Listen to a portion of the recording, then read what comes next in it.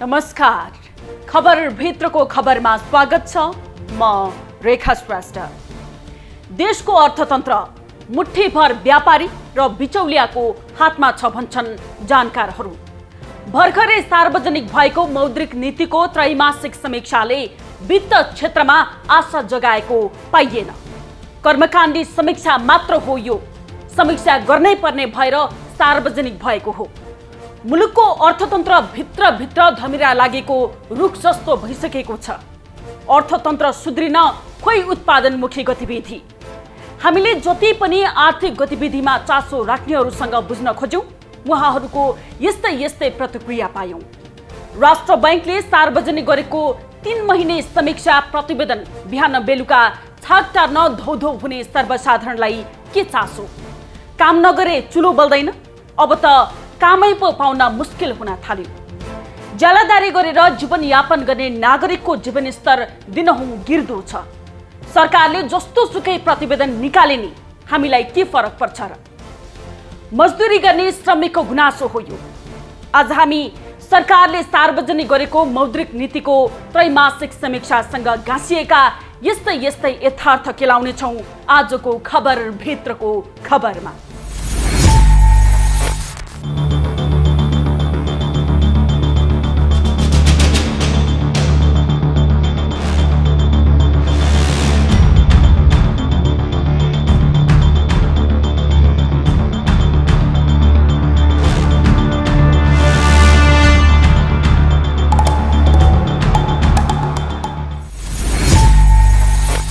जतिसुकै कागजी सुधार देखिए पनि नागरिकको जीवनस्तरमा सुधार नआएसम्म अर्थतन्त्रको जताबाट जसरी समीक्षा गरे पनि अब विश्वास गर्न सकिने अवस्था छैन। ऋण मागेर प्रशासन चलाउनु पर्ने अवस्थामा राज्य पुगेको यथार्थसँग जनता परिचित छन्।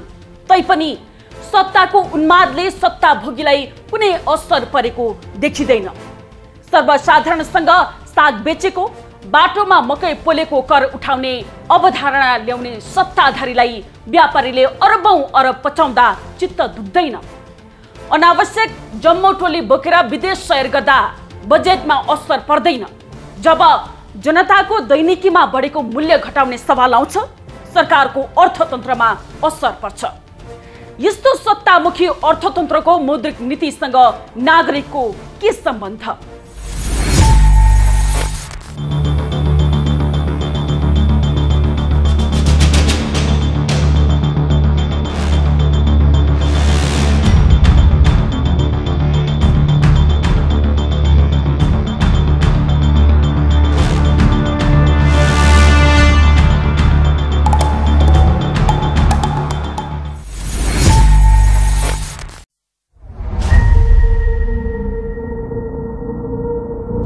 कीर्तिपुरलाई नेपालको यस्तो नमुनाको नगर बनाउन सकिन्छ जसको घरबाट निस्किएका बच्चाहरूले अबको 5, 6, 7, 8 वर्षपछि यी कतार जाने छैनन्, मलेसिया जाने छैनन्, इजरायल जाने छैनन्।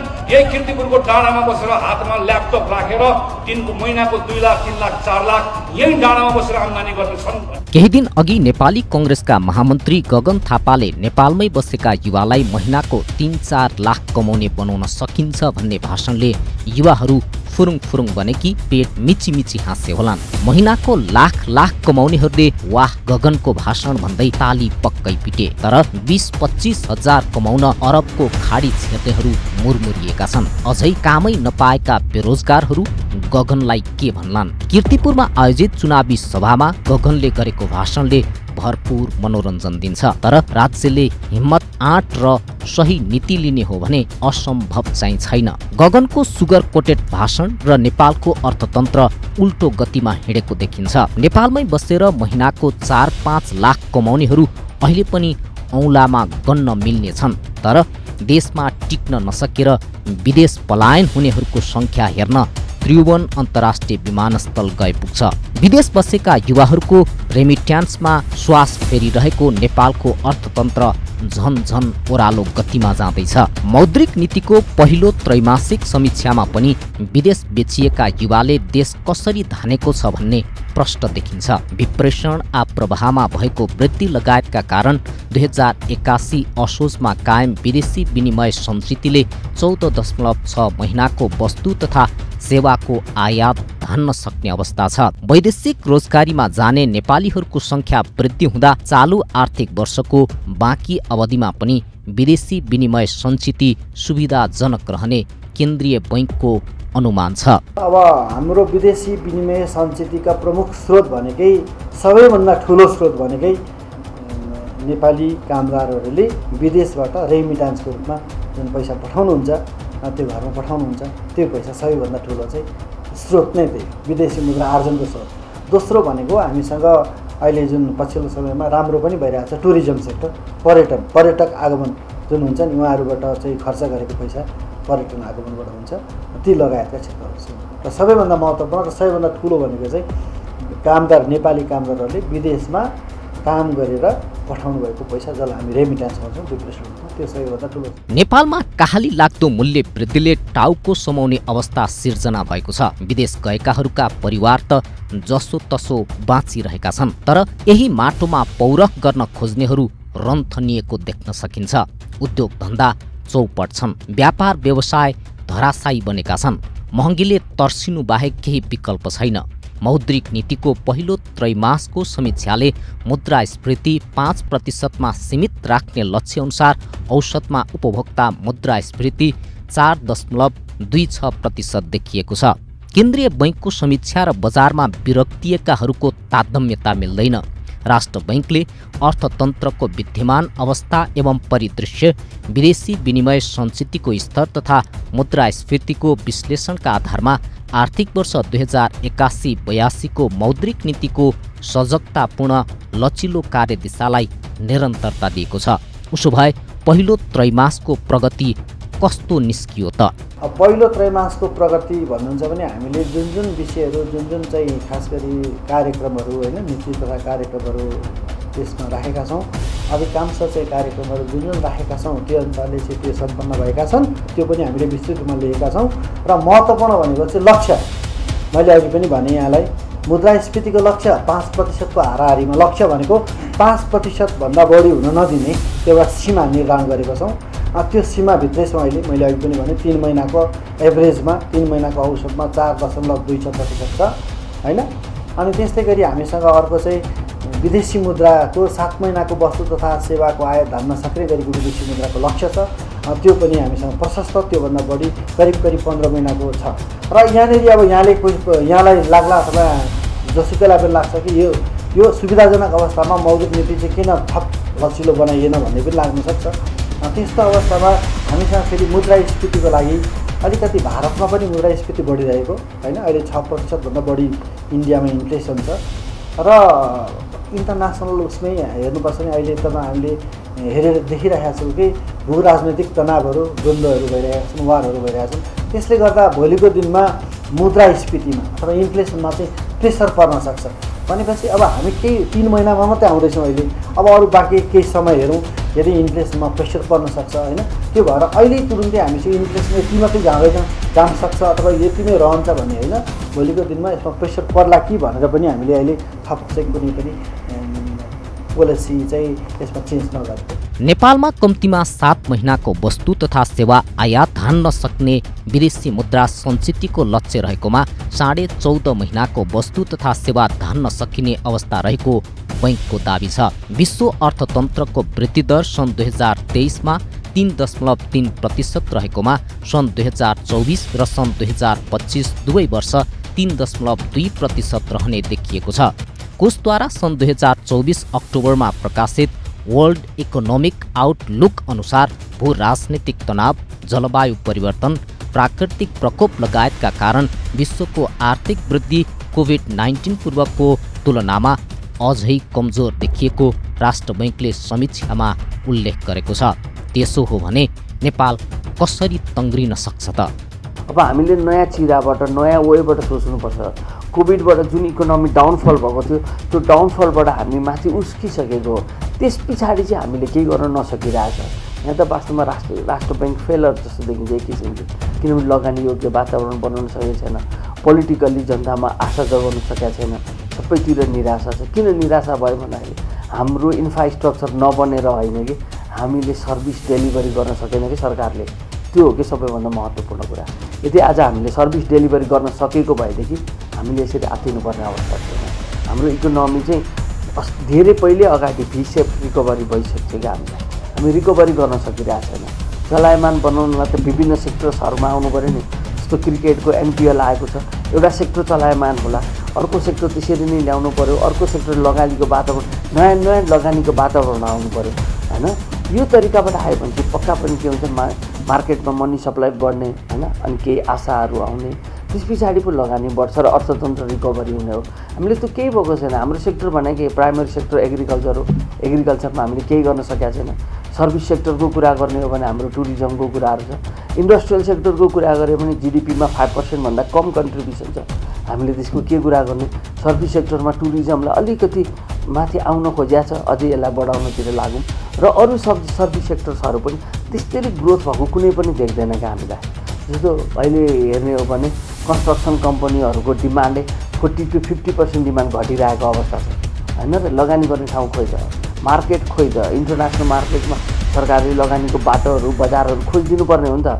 सिमेन्ट यति धेरै हुँदाखेरि हामी इलेक्ट्रिसिटी बढ्यो भनिरहेछ, हामीले एक्सपोर्ट गरिरहेछ भनेको छ भारततर्फ, तर नेट एक्सपोर्ट हेर्ने हो भने अझै पनि हामी घाटामा छौँ, डेटाले त्यो देखाउँछ होइन। हामीले उतैबाट धेरै ल्याइरहेछ, हामीले इम्पोर्ट गरेको मात्र हिसाब क्यालकुलेसन गर्ने भएन नि, हामीले उताबाट एक्सपोर्टको मात्र क्यालकुलेसन भयो, इम्पोर्टको क्यालकुलेसन इग्नोर गरिरहेछ क्या हामीले इलेक्ट्रिसिटीमा पनि। दुवैतिर एक्सपोर्ट इम्पोर्ट घटाएर नेट एक्सपोर्ट निकालौँ त, हामी अहिले पनि ट्रेड डिफिसिटमा छ इलेक्ट्रिसिटीमा पनि। भनेपछि सेक्टरमा कुनै पर्टिकुलर सेक्टरबाट बिस्तारै सेल्फ सफिसियन्ट हुँदै गयो भने चाहिँ पक्का पनि इकोनोमी माथि आउँदै जाने कुरा। सन् 2023मा भारत र चीनको अर्थतन्त्र क्रमशः 8.2% र 5.2%ले विस्तार भएकोमा सन् 2024मा क्रमशः 7 र 4.8%ले विस्तार हुने प्रक्षेपण छ। सन् 2025मा भारत र चीनको अर्थतन्त्र क्रमशः 6.5% र 4.5% विस्तार हुने कोषको प्रक्षेपण छ। यस्तो अवस्थामा नेपालले भारत र चीनबाट फाइदा लिने अवस्था छ कि छैन? अब नेपालले फाइदा लिने भनेको अहिले विश्वमा हुन त विश्वको अर्थतन्त्र अहिले तरल हुँदै गएको छ। अब ट्रम्प आएका छन्, उनले कस्तो नीति लिन्छन् होइन, त्यसले पनि प्रभाव पार्छ। चीनमा पनि केही चुनौतीहरू छन्। घर जग्गा क्षेत्र उनीहरूको पनि ठुलो अंश छ, फुलगारे उत्पादनमा झन्डै 1/3 अंश छ घर जग्गाको। घर जग्गामा सुस्ती आएको छ होइन, सुस्तता आएको छ, त्यस कारण त्यहाँ पनि प्रभाव पर्या छ, नपर्या होइन, तर हाम्रोभन्दा कम प्रभाव छ। भारतको पनि आर्थिक वृद्धि दर अहिले चाहिँ विश्वमै उच्च आर्थिक वृद्धि दर छ, तर त्यो सधैँ एकनासको रहन नसक्ला होइन। अहिले विश्वमा भएको युद्धको कारणले गर्दा, भू राजनीतिक कारणले गर्दा, विश्वका अन्तर्राष्ट्रिय स्तरमा लिने नीतिहरूले गर्दा, त्यस कारण एकातिर त्यो कुरा हामीले ख्याल गर्नुपर्छ र अर्को कुरा भारतको बजार र चीनको बजारलाई हामीले क्यास गर्नको लागि के त्यहाँ निकासी गर्न सक्छौँ त? हामी धान निकासी गर्ने त हामी कम्पिट गर्न सक्दैनौँ, प्रतिस्पर्धा गर्न सक्दैनौँ भनेपछि हामीबाट उनीहरूलाई पठाउन सक्ने के हो त? एकदम हिमालबाट झरे पानी पठाउन सक्छौँ कि त होइन? बोटलिङ गरेर वहाँबाट हामीले तेल ल्याउँछौँ भने पानी पठायो नि त भयो नि। अरब कन्ट्रीमा हामी पानी पठाउँ न, तेलको बदला पानी ल्याउँ न, उनीहरूले तेल पठाउँ। त्यस्ता खालका हामीले बाहिर पठाउन सक्ने कुराहरू खोज्नुपर्छ र कृषि क्षेत्रमा लगानी गरेर अब नेपालको चाहिँ नि अर्ग्यानिक टाइपको अनि पहाडमा हिमालमा चिसो ठाउँमा उत्पादन भएका फलफुलहरूको चाहिँ महत्त्व बढी हुन्छ। त्यो कुरा हामी सेल गर्न सकौँला र तराई क्षेत्रलाई चाहिँ अलिकति औद्योगिकरण गर्ने, किनभने बजार त्यहाँको नजिक हुन्छ, कच्चा पदार्थ ल्याउन पनि सहज हुन्छ। त्यसकारण भूगोल अनुसारको विकास गर्यो भने अनि त्यसपछि हाम्रो प्रतिस्पर्धात्मक क्षमता बढ्छ। आर्थिक वर्ष 2081-82 को पहिलो त्रैमासमा कुल वस्तु निर्यातमा 6.1%ले कमी आई 38 अर्ब 38 करोड कायम भएको छ भने वस्तु आयातमा 4.2%ले कमी आई 390 अर्ब 75 करोड कायम भएको छ। फलस्वरूप गत वर्षको तुलनामा व्यापार घाटामा 4%ले कमी आई 352 अर्ब 37 करोड रहन गएको छ। राष्ट्र बैंकले गत साउनमा सार्वजनिक मौद्रिक नीतिका कार्यदिशालाई नै निरन्तरता दिएको जनाएको छ। त्यसैले केन्द्रीय बैंकको मौद्रिक नीतिले काम गर्यो कि गरेन विस्तृत अध्ययन हुनु आवश्यक छ।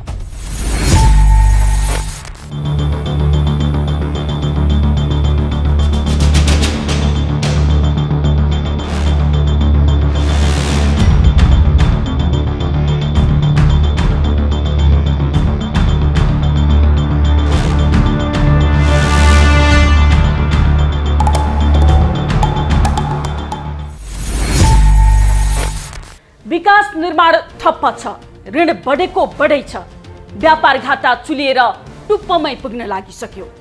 रेमिट्यान्सले देशको बजेट ढान्नु परेको छ, महँगीले आकाश छोइसक्यो, उत्पादनशील काम ठप्प छ, विदेश पलायन हुनेको लर्को बढेको बढै छ, समग्रमा मुलुक टाट पल्टिसकेको छ।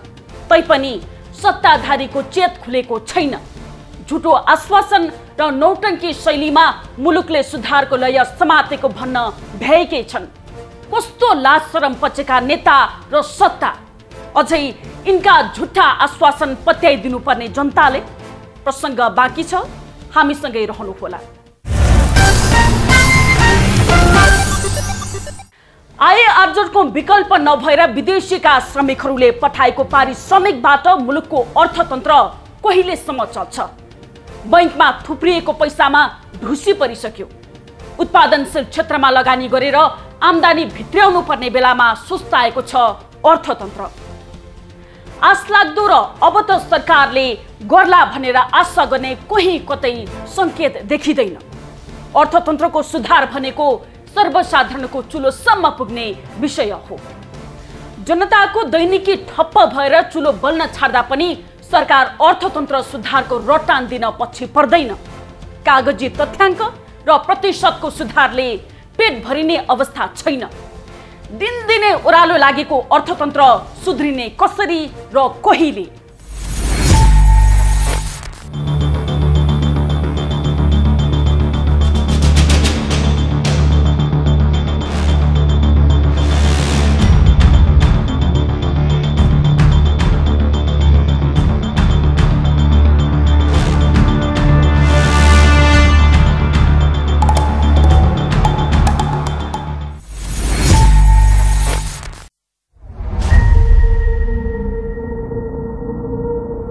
सार्वजनिक मञ्चहरूमा शीर्ष नेताहरूको भाषण सुन्ने हो भने नेपालको विकासले छलाङ मारिसक्यो। प्रधानमन्त्री केपी ओली, पुष्पकमल दाहाल, शेरबहादुर देउवा लगायतका शीर्ष नेताहरूको कुरा सुन्ने हो भने देशमा भविष्य छैन भन्दै अमेरिका, युरोप, अस्ट्रेलिया खाडी कतै जानु पर्दैन, खन खन पैसा यतै कमाइ हुन्छ, मानव रुखैमा पैसा फल्छ। तर वास्तविकता फरक छ। पुष्पकमल जङ्गल छोडेर सहर पसेपछि नेपाल 10 वर्षमा सिङ्गापुर बन्छ भन्थे, तर देशको विकास सिङ्गापुर जस्तै बन्यो कि बनेन छर्लङ्ग छ। शीर्ष नेताहरूको भाषण सुन्न थालियो भने झुप्पो निन्द्रामा डुब्नुको विकल्प छैन। नेताको भाषण काम कुरो एकातिर, कुम्लो बोकी ठिमीतिर जस्तै भएको छ। पछिल्ला केही वर्ष यता सार्वजनिक ऋणको सावा ब्याज भुक्तानी दायित्व निरन्तर बढ्दै गएपछि सरकार ऋणको सावा ब्याज तिर्नकै लागि ऋण लिनुपर्ने अवस्थामै पुगेको छ। सत्ताको चास्नीमा डुब्ने नेताहरूको विकासको भिजन गजबै छ। भाषणमा पर्र ताली बजेकै छ, तर देशको ऋण सगरमाथाको चुचुरोमै पुगेको छ। सार्वजनिक ऋणको भार बढ्दै जाँदा विकास स्रोत जुटाउने चुनौती बढ्दै गएको छ। राजस्वको अधिकांश हिस्सा सार्वजनिक ऋण भुक्तानीमा लगाउनु पर्ने बाध्यताले सार्वजनिक सुरक्षा तथा विकासका गतिविधिमा सरकारको लगानी सङ्कुचित हुँदै गएको सुनिएका छन्। चालु आर्थिक वर्षका 4 महिना साउन, भदौ, असोज र कार्तिकमा सार्वजनिक ऋण 83 अर्ब 95 करोड रुपियाँले उकालो लागेको छ। यो सँगै सरकारले तिर्न बाँकी सार्वजनिक ऋण कुल 25 खर्ब 18 अर्ब 5 करोड रुपियाँ पुगेको छ। गत असारमा सरकारले तिर्न बाँकी सार्वजनिक ऋण 24 खर्ब 34 अर्ब 9 करोड रुपियाँ थियो। कार्तिकसम्म तिर्न बाँकी सार्वजनिक ऋण मध्ये 12 खर्ब 65 अर्ब 89 करोड बाह्य र 12 खर्ब 52 अर्ब 16 करोड रुपियाँ आन्तरिक ऋण छ। त्यसै गरी तिर्न बाँकी सार्वजनिक ऋण कुल गृहस्थ उत्पादन जीडीपीको 44.5 0.14% हो। निरन्तर बढ्दो सार्वजनिक ऋणले जोखिम निम्त्याउने अर्थविद बताउँछन्। सार्वजनिक ऋण बढ्दाखेरि के हुन्छ भन्दा भोलि तपाईँलाई एउटा कुरा के हुन्छ भने सार्वजनिक ऋण बढ्यो भने सरकारको भोलिको राजस्व अहिले खर्च भयो नि। ऋण भने के? भोलि केले तिर्ने? राजस्वबाट तिर्ने हो। फेरि कि त ऋण तिर्न ऋणै लिनु पर्यो, त्यो त अनन्त हुने भयो, कहिले नसकिने भयो। तर तिर्नुपर्ने राजस्व हो। त्यस कारणले भोलिका दिनमा एउटा चाहिँ ब्याज खर्च बढी हुन जान्छ। ब्याज खर्च बढी भएर चालु खर्च बढेर जान्छ।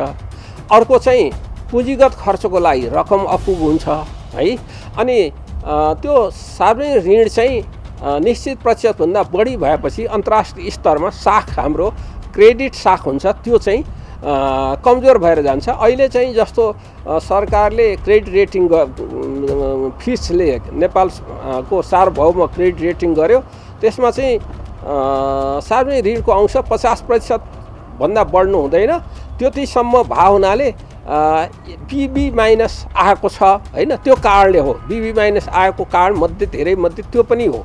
त्यस कारणले गर्दा त्यसलाई अहिले नराम्रो त भनिएन, तर भोलिका दिनमा यो अंश बढ्दै गयो भने अर्थतन्त्र माथिको विश्वास घटेर जाने, अनावश्यक रूपमा चालु खर्च बढेर जाने, चालु खर्च बढेर गएपछि मूल्य बढेर जाने र अर्थतन्त्रलाई भार चाहिँ ऋणको भार बढेर जाने हुन सक्दछ। राजस्वको अधिकांश हिस्सा सार्वजनिक ऋण भुक्तानीमा लगाउनु पर्ने बाध्यताले दिगो विकासको लक्ष्य प्राप्ति सङ्कल्पलाई टाढा धकेल्ने चुनौती त छँदैछ। उच्च व्यापार घाटा, सुस्त आर्थिक वृद्धि, विकास सहायताको घट्दो क्रम तथा प्रत्यक्ष वैदेशिक लगानी र बाह्य क्षेत्रबाट आउने पुँजी प्रवाह तुलनात्मक रूपमा न्यून हुँदै गएको छ। आर्थिक वर्ष 2080-81 मा सरकारले 3 खर्ब 60 अर्ब रुपियाँ सार्वजनिक ऋण उठाएको छ, जसमध्ये 2 खर्ब 34 अर्ब 42 करोड आन्तरिक र 1 खर्ब 25 अर्ब 66 करोड बाह्य ऋण छ। सोही वर्ष सरकारले ऋणको सावा ब्याज तिर्न 3 खर्ब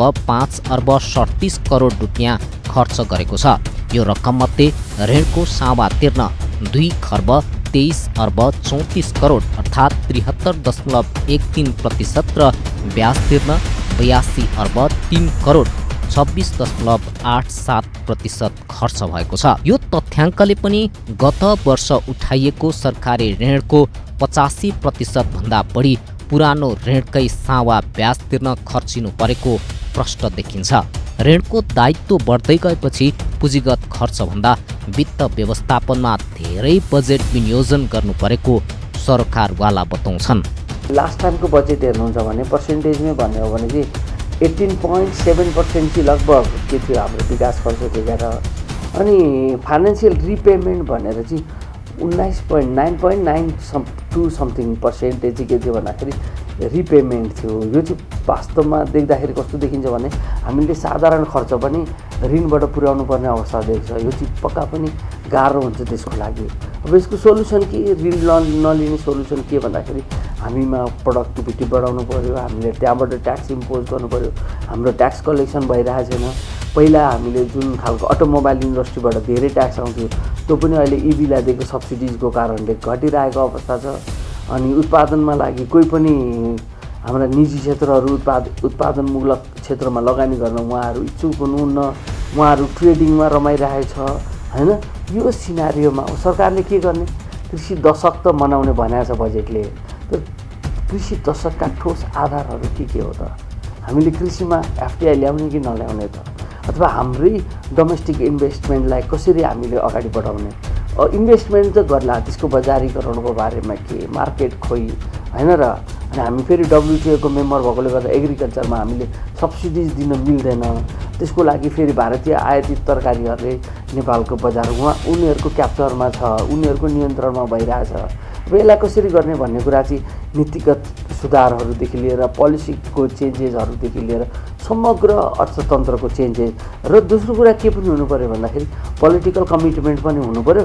जुन पोलिटिकल कमिटमेन्ट हुन्छ त्यसले चाहिँ के गर्नु पर्यो भन्दाखेरि पक्का देशको लागि उत्पादन वितरण यसमा चाहिँ टेवा पुग्ने खालको हुनुपर्छ। विगतमा जस्तै यस वर्ष पनि ऋण थपिने क्रमले निरन्तरता पाएको छ। चालु आर्थिक वर्ष 2081-82 को 4 महिनामै ऋण 83 अर्ब 95 करोड रुपियाँले बढेर गत कार्तिकमा 25 खर्ब 18 अर्ब 5 करोड पुगेको सार्वजनिक ऋण व्यवस्थापन कार्यालयको भनाइ छ।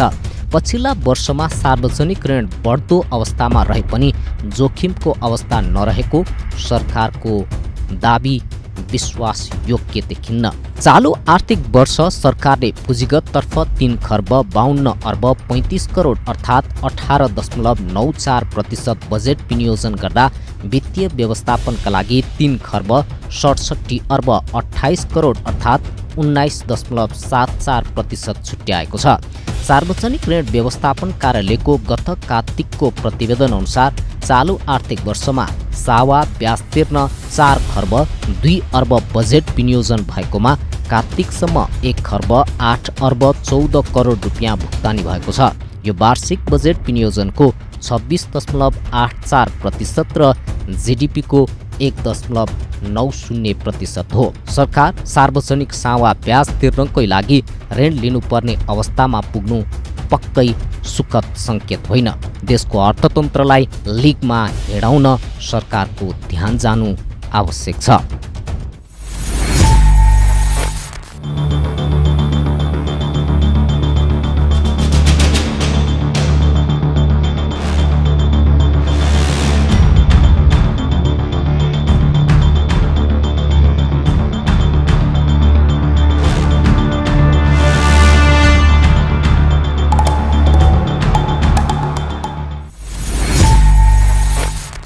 व्यापार घाटा र ऋणको पासोमा नेपालको अर्थतन्त्र नराम्रोसँग फसिसक्यो। जतिसुकै चिप्ला कुरा गरे पनि सरकारको अर्थतन्त्र सुधार गर्ने दीर्घकालीन योजना देखिँदैन। एकाध व्यापारी वर्ग र समूहसँग नजिक रहेर सिङ्गो मुलुकको अर्थतन्त्र कसरी अगाडि बढ्छ? आयात र निर्यातको आँकडाले झनझन दूरी बढाउँदैछ। परनिर्भरताको पराकाष्ठमा पुगेको सङ्केत हो। कर्मचारीलाई तलब खुवाउन ऋण लिनुपर्ने अवस्था, बैंकमा थुप्रिएको पैसा लगानी गर्ने ठाउँ नभएर दिनहुँ राष्ट्र बैंक मौजदात सङ्कलनमा लागेको छ। आशा र भरोसाको क्षेत्र कृषि, पर्यटन र जलविद्युतका लगानीकर्ता कति बेला के हुने हो भनेर अतालिएका छन्। अब पालो तपाईँको। प्रसङ्ग बाँकी छ, हामीसँगै रहनुहोला। के तपाईको दैनिकी सहज छ? तपाईको परिवारमा कतिजना सदस्य विदेशमा छन्? काम गरेर खाने अवसर पाउनु भएको छ? ऋण लिनु भएको छ कि छैन? केटाकेटी पढाउन के गर्नुहुन्छ? यस्तै यस्तै प्रश्नको जवाफले निराश छ हाम्रो समाज। कठिन जीवन यापनको झनझन खस्कोदो अवस्थामा के भन्छन् त सर्वसाधारण नागरिक?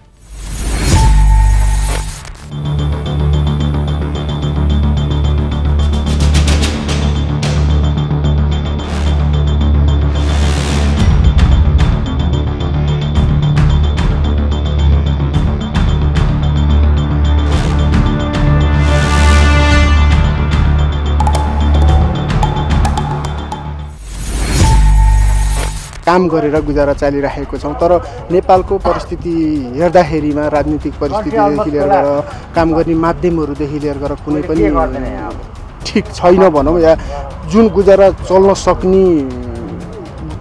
सक्ने माध्यम चाहिँ हामीलाई दिइरहेको छैन। अब कुनै ठाउँमा काम गर्न जाँदा पनि हामीले भनौँ न 2000 10,000 12,000 15,000 भन्दा जागिर पाउँदैनौँ। अब हाम्रो दिनमा पेट्रोलकै कुरा गर्नुपर्दा दिन प्रतिदिन महँगिरहेको छ, सबै कुराहरू महँगिरहेको छ। त्यसको माध्यमले गर्दाखेरि चाहिँ हामीलाई 10-15,000 20,000को माध्यमले हामीलाई नपुग्ने भयो। देश महँगिसकेपछि हामीले त्यो माध्यममा नपुग्ने भएर हामी युवाहरू चाहिँ देश छोडेर बाहिर रोजगारी गर्न हामी जान खोज्दैछौँ, गइरहेको छौँ। यही माध्यमबाट नै गइरहेको छौँ। अब नेपालमा बसेर पुग्नेसम्म भइदिएदेखि कोही पनि देश छोडेर जानु पर्दैन थियो होला। सायद विदेशमा गएर दुनियाँको गाली खाएर, भनाइ खाएर, दुनियाँलाई नराम्रो भनेर त्यो गर्नु पर्दैन थियो होला जस्तो लाग्छ। अब यो राजनीतिक, विशेष गरी हाम्रो देशको राजनीतिक नै खराबी छ। राजनीतिकहरूबाट नै खराबी सुरु भयो। अब नेताबाट सुरु हुँदै हुँदै आएर जनतामा आइयो। अब हाम्रो देशको वास्तवमा एउटा पोइन्ट चाहिँ के छ भन्दा हाम्रो देशमा जनता नभइकन कार्यकर्ता मात्रै बढी भयो। कार्यकर्ता बढी भएको भएर यो केस चाहिँ अलिकति भनौँ न बिग्रेर गएको जस्तो लाग्छ। अब आए नि तिर्न नसक्ने हात भएपछि ऋण मात्रै लिएर भयो नि होइन। अब सहकारीबाट ऋण लियो भने अब दिँदैन, अहिले कमाइ छैन भन्छ। ऋण त अब भइहाल्छ नि मान्छेमा, ऋण त भइहाल्छ। अब यस्तो छ, धेरै थोरै ऋण त भइहाल्छ। अप्ठ्यारो छ देशमा, हरेक चिज महँगो छ, हरेक चिज। त्यसो हुँदाखेरि अलिक गाह्रो छ। मलाई सबैलाई गाह्रै छ, तपाईँहरूलाई पनि थाहा होला। देशको महँगी त यस्तै छ, हरेक चिज महँगी छ, किन्नुपर्छ हरेक चिज। बजार व्यवस्था पनि त्यस्तै छ है। महँगीको त कुरै छोडिदिउँ, मान्छेलाई धेरै नै गाह्रो छ नेपालमा। अब यही नेताहरूको कारणले हो खास त। उनीहरूको अब त्यस्तै हो, चुनावको बेला भोट माग्न विभिन्न चाहिँदो नचाहिँदो गफ गर्छन्। दुखम सुखम गरेर गरिरहेको छ बिचारा सबैले। मैले मात्रै होइन, फेरि मेरै परिवारले, मेरै फ्यामिलीले मात्रै गरे होइन कि। दुखम सुखम संसारमै छ, देखेको छु हामीले। तर सदप्रयोग नेताहरूले कुनै हालतमा गरिदिँदैन। यी देखाउँदी मात्रै हो, भोट फसाउने मात्रै हो। भोटिङ लिने बेलामा गुरुबाबु, भोट गनिसकेपछि दुर्बाबु। यतिसम्म चाहिँ मैले देखिरहेको छ, अरू चाहिँ म जान्दिनँ। धेरै असर हुन्छ उनीहरूलाई। पढ्ने बेला पैसा दिएर पढाउनु पऱ्यो टिफिनहरू। फेरि प्राइभेट स्कुलमा, सरकारी स्कुल जस्तो होइन। सरकारी स्कुलमा पढायो भने अब टिफिन हुन्छ, पढाइ राम्रो हुँदैन। अब प्राइभेट स्कुलमा पढाइ राम्रो हुन्छ, टिफिन हुँदैन। के चलाउनु त गाह्रो हुन्छ। म्याक्स के अरे 25-30 हजार त मन्थली खर्च आइहाल्छ कि। अब घर आयो भने हाम्रो मेन 3 नम्बर भाडा त हो नि, बाँकी त सबै किन्न पऱ्यो।